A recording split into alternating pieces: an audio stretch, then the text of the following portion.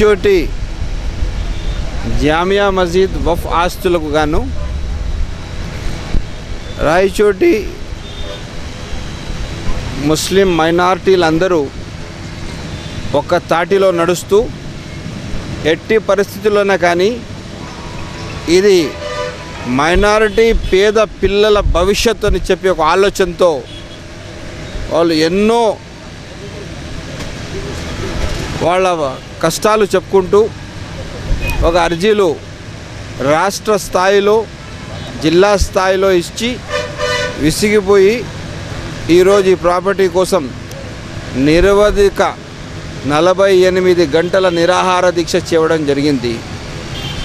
వాస్తవం చెప్పాలంటే 1962లో ఈ ప్రాపర్టీ వచ్చి నోటిఫైడ్ వఫ్ property under title deed number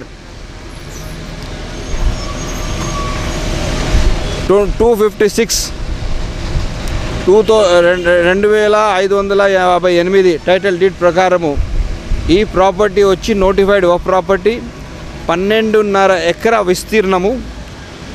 ఈ ప్రాపర్టీలో నుంచి కొంత ప్రాపర్టీ వచ్చిందే స్కూల్కి ఇవ్వడం జరిగింది, 1 ఎకరా వరకు కావచ్చు. కాకపోతే లేటెస్ట్ అమెండ్మెంట్ వచ్చింది 2013లో పార్లమెంట్లో బిల్ పాస్ కావడం జరిగింది.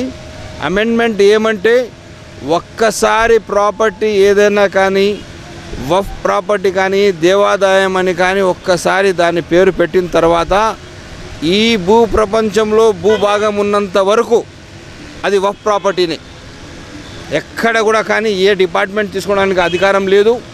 ఒకవేళ ఏదైనా గవర్నమెంట్ ఇన్స్టిట్యూషన్స్ దాంట్లో ఉంటే కొద్దిగా సమయం తీసుకొని తప్పకుండా దాంట్లో నుంచి ఖాళీ చేసే బాధ్యత సంబంధిత అధికారులపైన ఉంది. వఫ్ ప్రాపర్టీస్ ప్రొటెక్షన్ గాను జిల్లా కలెక్టర్ గారు చైర్మన్గా ఉంటారు. చూడండి, స్పెషల్ జీవో ఉంది. ఈ జీవో వచ్చింది 2002లో ఒక జీవో వచ్చింది, 4లో స్పెషల్ జీవో ఇచ్చారు. అప్పటి చీఫ్ సెక్రటరీ గారు ఇవ్వడం జరిగింది. ఇప్పుడు 12లో కూడా మళ్ళీ జీవో ఇచ్చారు. ఎక్కడ కూడా కానీ ఈ వఫ్ ప్రాపర్టీలో ఎవరు ఉన్నా కూడా ఖాళీ చేయొచ్చు, ఖాళీ చేయాల్సిందే. దీంట్లో లిటిగేషన్ క్రియేట్ చేసి ఎవరైనా కానీ మా ఫ్యామిలీ వారసత్వం ఉంది, ఎవరికైనా మాకు హక్కు ఉందంటే అదంతా అబద్ధం. ఎట్టి పరిస్థితుల్లో ఎవరికి వారసత్వం రాదు. దాంట్లో ఒక్కసారి వఫ్ ప్రాపర్టీ నోటిఫైడ్ గెజిట్ అయిన తర్వాత ఎట్టి పరిస్థితుల్లో ఆ సంబంధిత కమ్యూనిటీకే డెవలప్మెంట్ కావాలా.